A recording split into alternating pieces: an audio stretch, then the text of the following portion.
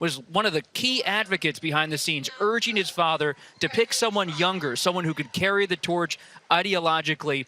There was also a real argument being made that if Trump won a second term, he did not need a traditional Republican like North Dakota Governor Doug Burgum or Nikki Haley, the former UN ambassador, to help him in Washington. He wants to shake up Washington with someone who's just like Trump when it comes to ideas and policy.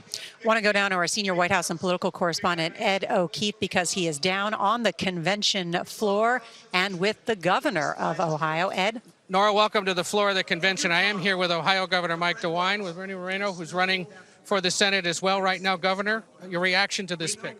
Well, this is a great day for Ohio. We say Ohio's the heart of it all. Now we're going to have the vice presidential nominee and then vice president of the United States. J.D. Vance is going to do an excellent job. He's a new generation. He's exactly what we need. He's someone whose life experiences, I think, bring a lot to this ticket. He had, if you look at his growing up in Ohio, difficult circumstances, someone who served in the military. It's a great pick. We were talking earlier about how he came kind of out of nowhere politically in 2021. Had already been a figure based on his book, his activism, his business acumen. What was it about when he ran for Senate in 2021 that helped him win, that might help Donald Trump win this year? Well, he had Donald Trump's endorsement. That made a huge thing. Big difference in that very, very tight race. A lot of people were running for the United States Senate. But I think that, what people have seen on the talk shows, on the floor, and just different places, he's very articulate. He is very bright. He brings us, as I said, this world experience that he has. Not a lot of long political experience, but he brings that. And I think that will have a great appeal, that world experience, a great appeal to the people of the United States. You got any concern about the fact that he's a 39-year-old with no executive experience, somebody who hasn't served as a governor or a mayor or some other executive role? No.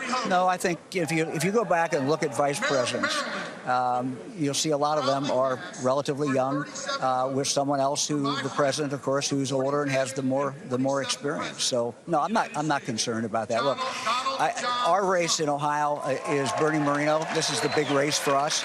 We're going to win the presidential race, I think, without, I wouldn't say without a lot of trouble, but we're going to win it by. In Ohio, you mean? Yeah, no, I'm talking about Ohio. We won with 8 percentage points. This is going to be a tough race. Already is. His opponent, very, very tough. But Bernie Moreno, I think when people get to know him, are going to be very happy with him, and he's going to be our next United States Senator. Did either of you know this was coming before the former president announced it on Truth Social? No. Nobody knew it was coming, but it's a great pick. I'll say this, President Trump has been right about a lot of things. He's right about this. This cements the Republican Party as the party of the working class.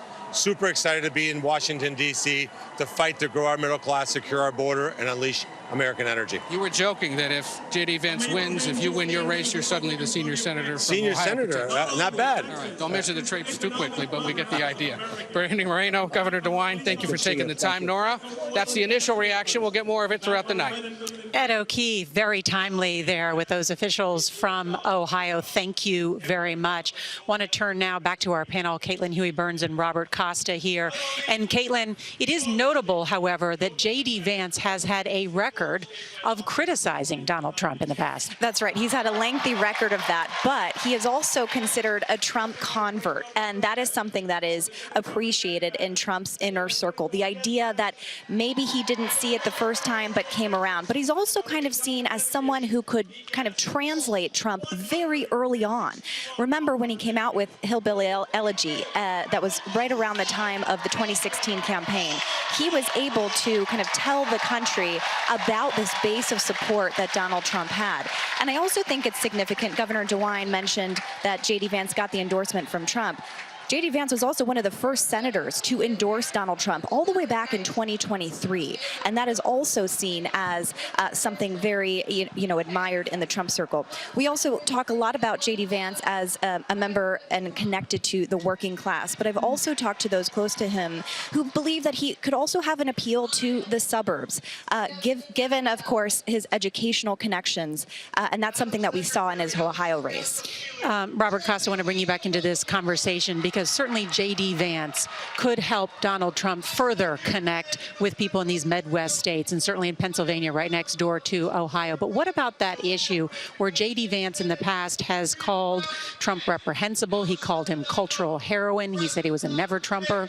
You can expect Democrats, and they've been telling me this for days, if J.D. Vance is the pick, he now is the pick, they're going to put those comments, audio from different podcast interviews, video from television interviews, all over television this summer and fall, to try to say that J.D. Vance might be an Ohio senator now who's fully behind Trump, but he raised serious doubts about Trump's character back in 2016, calling him a vile figure on the American scene. Now he's going to be his biggest booster. This also underscores Trump is going to be on foreign policy, not a traditional Republican. Vance has raised real concerns about the U.S.'s role in Ukraine and helping out that nation as it deals with Russia. And we should note we are live here at the Republican National Convention in Milwaukee, and we are just moments away from when President Donald Trump becomes the official nominee of the Republican Party. This is the third time in a row that Donald Trump becomes the GOP nominee, cementing his hold on this party. And this has taken on a much different tone here because of this weekend's attempted assassination attempt on the former president. You can hear behind me, this is the roll call essentially that is underway at this hour. See the number there, 993. To officially get the nomination, he'll need 1,215 delegates. And so each state gets to stand up and pledge their delegates. It's one of the most important parts of this convention because these delegates, of course, spend a lot of time. They are party leaders and activists, and this is a special moment, a sort of a celebratory mood here. So let's go right down to the convention floor where these states are pledging their delegates. That's where Tony DeCopel is. And Tony, the news of Donald Trump's vice presidential pick, I'm sure, is rippling through the delegates. Yeah, it sure is, Nora. We've got Ohio over to our right. They're going crazy. They're very happy, of course. Florida here is going to have the honor of being the state that puts Donald Trump officially over the line to make him the nominee for 2024. I'm here with Javante, another proud Florida man along with myself. What does it mean to you, Javante, to have the honor of being part of the delegation that will put Donald Trump on the ticket officially here in a moment or so? Well, with Trump's home state being the great state of Florida, Florida's clearly leading the way, and we're the state that that's leading the nation right now, too. So it means the world to us that we're the ones that's going to push Trump over the edge. Are you disappointed even a little bit? Would you acknowledge it that Marco Rubio, your state senator, is not the VP pick? No, sir. I think we're going to get behind President Trump and what he wants. He's the leader of the party right now, and that's where we're going. How would you describe the energy, the mood, the feeling here on the floor? This is electric. One of them dead cars that Biden's got from the electronic battery bull crap. You could charge one of them cars with electricity in this place. Nora, I'm here to show you that in Florida, they wear cowboy hats as well. I'll send it back to you. Tony DeCopel from the floor there was certainly the mood there. Let's listen to Elise Stefanik. State. It is my honor as representative for New York's 21st Congressional District, House Republican Conference Chair, on behalf of the 91 New York delegates to the Republican National Convention, we proudly cast all 91 votes for President Donald J. Trump.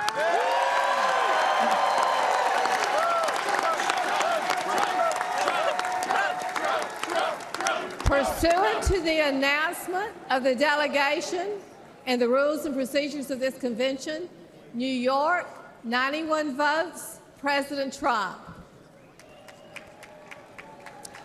Florida.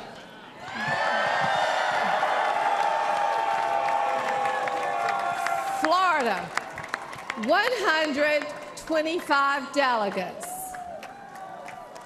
Madam Secretary and everybody in this great city,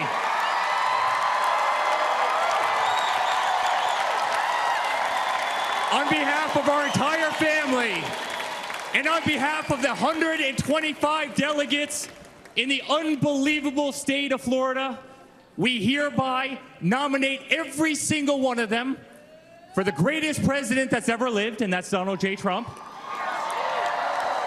hereby declaring him the Republican nominee for President of the United States of America.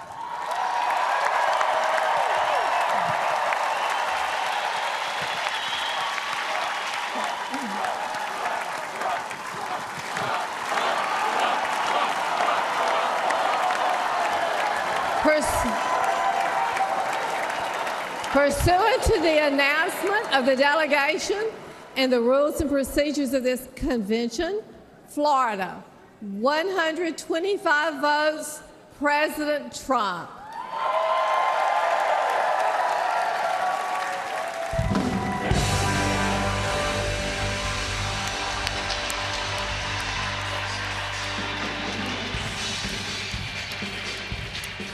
And you can hear it now, the applause and celebration here in Milwaukee, Wisconsin.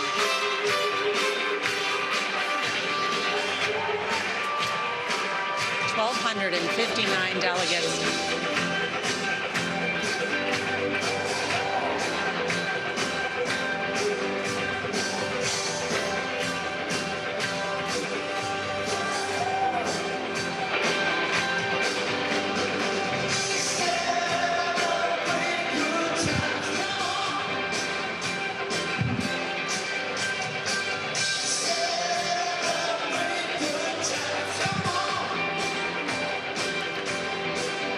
We're inside, many people dancing to this song, celebrating their nominee for President, Donald Trump. We witnessed just a short time ago some of his children officially nominating him for President of the United States. Robert Costa is with me. It was the influence of this family. Tiffany Trump, one of the daughters there. You see her in the white. Donald Trump Jr., Eric Trump. They have been through a lot. I saw Eric Trump and Donald Trump Jr. just recently at their father's criminal trial in New York, but now a moment of celebration just days after an assassination attempt in Pennsylvania. And the family, I'm told by sources close to Trump, really have grown to like J.D. Vance. They see him as someone who's of their generation, in his late 30s, many of the children in their 30s and 40s. And now the roll call will continue here, but there's much news because certainly so much has changed here following what happened on Saturday night in Butler, Pennsylvania. Already we are hearing from the former president himself, he is changing things. He says that he has thrown out his original speech, that he wants to do something different. The tone of this, he's asking and calling for unity. We'll see whether some of the speeches reflect that. But this is such a revealing pick, Nora, for vice president. In a generational sense, it will be compared to Dan Quayle in 1988 for George H.W. Bush, or Paul Ryan for Mitt Romney in 2012, a younger presence on the ticket. But Trump is not reaching out to a new coalition inside the Republican Party. This is someone who's entrenched in Trumpism, believes in it, advocates for it. And so you really see him trying to pass the torch eventually to someone who will carry on his version of Republican politics. But he wasn't always a Trumper. And he's close to people in Silicon Valley, like Peter Thiel. He's close to people in the business community. In the Trump community, the Trump campaign is hoping he's going to essentially run for governor in states like Ohio, Pennsylvania, Wisconsin, try to win over the Midwest, but also raise a lot of money. Mitch McConnell. Some boos there for the Senate Republican leader. You can hear a number of boos here. That is the Republican leader in the Senate from Kentucky, Wall, who has been a steadfast supporter of Donald Trump. He has criticized him specifically after January 6th. And Senator McConnell has clashed with Senator Vance repeatedly over foreign policy in the Senate. And there we have it. Let's go right back down to the floor and Tony DeCopel, who is there. Tony? Hey, Nora. Well, you know, we saw the dancing when Donald Trump was pushed over the top in terms of the number of delegates. I'm here with two of the biggest dancers of all here from the great state of Florida. What's going through your mind now? What does this moment mean? Well, I'm an American by choice. I lived in this country for 46 years, and I lived the American dream, and I'm a legal American citizen. And Donald Trump is going to save America, and I love him. Is that how you feel as well? I'm a proud Jewish American, first-generation Republican voter, and Donald Trump represents to me the restoration and preservation of our Judeo-Christian principles this country was founded upon that are threatened right now. Thank you both very much. Congratulations. Nora, as I toss back to you, the Trump children are just behind me. I'm going to go try to find them. If I get them on camera, we'll come back to you. Tony DeCopel, thank you so much. I want to talk more about, because not only the news today about the former president being here in Milwaukee, changing his tone, how this campaign will change, and what J.D. Vance does. How do you think he affects the electoral chances at all of Donald Trump with this ticket? I covered Senator Vance's 2022 campaign extensively for CBS News. I went to the debates. I went to Ohio. You're going to see him talk about his biography, Working Voters. He's going to go to places like Western Pennsylvania, where there was this assassination attempts against former President Trump, and urge them to come around, to not go to the Biden campaign. President Biden has also been reaching out to labor, been reaching out to working voters in places like Michigan and Pennsylvania, and also places like the suburbs of Atlanta, Georgia. And so you have Vance there trying to counter the Democrats' overtures to working voters, because that is what the Biden campaign has been intently focused on over the past year. And remember, when we saw the train derailment in East Palestine, Ohio, J.D. Vance was at the forefront of that. And that, you know, when Donald Trump visited, that was a real moment for him and his campaign. And he's also able to also draw a line to suburban voters. I want to go now to Scott McFarland, because there are some updates in the investigation into that shooting and attempted assassination of Donald Trump. Scott? Yeah, Nora, that rally stage is behind me here in Butler, Pennsylvania. It's been untouched since Saturday. It's a crime scene. The FBI is leading the investigation along with local police. But really, there is a focus on trying to figure out the motive of the shooter, 20-year-old Thomas Crooks. In Crooks' neighborhood near Pittsburgh, they were going door to door trying to ask neighbors what they knew of this man. And our latest reporting, Nora, is that the feds have gotten little information useful from the phone that they'd recovered from Thomas Crooks to try to figure out the motive. In the meantime here, they're also trying to figure out what caused this historic, remarkable breakdown in security, that somebody could get access to a roof so close to this rally stage. As a former president was speaking, some huge unanswered questions here, a few hundred miles away from the convention. It's an excellent point, Scott. And in fact, we've got new video that is just coming out that shows a number of those rally goers just minutes before that gunman was able to fire off those shots, warning police that there was someone to look out for. So we're going to have a full update on the investigation and all this new information. Let's go now back to Ed O'Keefe. He is on the convention floor with the Trump family. I think he's going to be a person that also really helps us sort of on the electoral college map, just with his background and with that story. And so I couldn't be happier. You're now live on CBS. Explain to those watching why you think J.D. Vance is the best man to run with your father. Listen, I think he's lived the epitome of the American dream story. I think he's the guy that's capable of bringing that same success that he was able to have, coming from nothing, coming from Appalachia, and succeeding at a level that no one could possibly fathom. You know, if you've read Hillbilly Elegy, I think it's one of the great books. I read it back when it first came out, before he was even sort of on board with Trump, or believed that Trump could be the guy that can do that. He's just been an incredible fighter ever since he saw that it was real, and that kind of energy for the movement, for the country, for jobs, for world peace. I couldn't be happier. I'd be remiss if I didn't ask. It's been a heck of a 48 hours for your family. It has. How is your father? How are your siblings? How are you processing this? It was interesting. It was the first couple hours after I heard about it. It took me about 90 minutes before I could even get a hold of him and get any real news what was actually happening. So that was sort of crazy, and managed to get my kids together. It was Saturday evening. I was with my children, and that was sort of odd. But it was actually far more somber after a couple hours. Even once I spoke to him and he was okay, and we were almost even joking about it. I just said, "Hey man, when he got up, defiant, to keep going and fighting." I told him, I said, "You are the biggest badass I've ever seen," and that's the highest compliment I can afford anyone. Perhaps a little bit crude, but it's the reality. And I think it's that kind of leadership, that kind of strength, that kind of resolve. That's what we need to make our country successful on a world stage. That's why we didn't get into wars when Trump was president. Putin didn't invade his neighbors. That kind of resolve is so important. That's gone. That's missing from America right now, and we can bring it back. It was a stunning thing to happen. Has he had enough time to really process what happened? Is this the right place for him to be this week? I think it's the right place. I mean, he sees the magnitude of the decisions that it takes to be the President of the United States. He understands people's, their families, their livelihoods, just dependent on that man's success. The guy that you want seconds after being able to being shot to get up and want to keep fighting and engage. That's exactly what we need. So he gets it. He understands the moment. He's never going to stop and he's never going to back down. That's not his style. I was struck by your sister and your brother, and I think yourself, saying that, it was the anniversary of your mother's death, and there's beliefs that you guys think she had some sense of protection over him.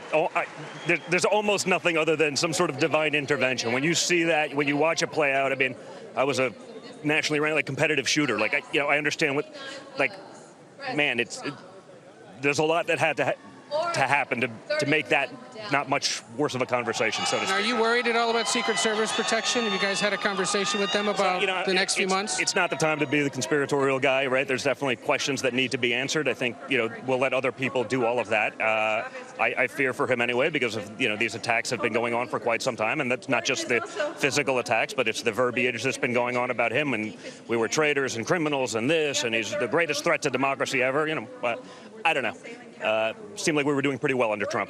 How's the rest of this week going to go? I think it's going to be great. I'm really looking forward to it, just excited to be there. I mean, the people here, so many of them are just volunteers. They do this for love of country, and I'm just really happy to be a small part of it.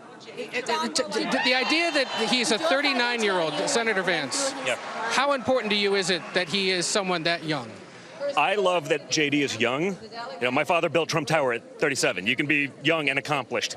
I love that he's young because I see him as someone who can actually carry sort of that America First movement forward, not going back to the neocon, warmongering Republican Party of the past. It's about a new generation of Republican Party, and I think he's a young guy that can carry that. He can bring that message. He's the heir to the movement? Yeah, it's certainly one of them. I wish we had a bench of hundreds, but we don't. Maybe that'll expand. Maybe it'll continue to grow over the next 4 years. But I like so much about what he's able to do and the way he's going to be able to prosecute that case. I think it couldn't be more critical. Don Jr., thank you for taking the time. Appreciate it. Good to hear what you thought. Nora, it just happens to be where you are. He's walking by, and there you go. His reaction to the pick. He had a big influence over the decision, he says. No doubt. Ed O'Keefe with that great interview with DJT Jr., as he is known. The former president's son. Just want to update everyone. J.D. Vance, the senator from Ohio, has been chosen as Donald Trump's vice presidential candidate. J.D. Vance, 39 years old, turns 40 in August, considered a young pick. The author of Hillbilly Elegy, was an enlisted Marine, served in Iraq, then went to Ohio State and then Yale Law School, and has talked a lot about his mama, who helped raise him and was a huge influence in his life. He's talked about poverty, drug abuse, connecting with the white working class. He's married to a very accomplished attorney in her own right. We've also heard from President Biden in just the last couple of moments reacting to J.D. Vance. President Biden tweeting, here's the deal about J.D. Vance. He talks a big game about working people, but now he and Trump want to raise taxes on middle-class families while pushing more tax cuts for the rich. Well, I don't intend to let them. And then he has a fundraising pitch along with that. So expect that debate to be joined. This about the working class, who will benefit them the most with their policies. It's more for us to discuss here, as we are just 113 days away from Election Day. Our coverage is going to continue on CBS News 24/7, certainly on your local news. And we're going to have a full wrap up tonight on the CBS Evening News. And join us tonight for CBS News coverage of the Republican National Convention, beginning at 8 p.m. Eastern on CBS News 24/7, and then continuing at 10 Eastern on CBS News. This has been a CBS News Special Report. I'm Nora O'Donnell.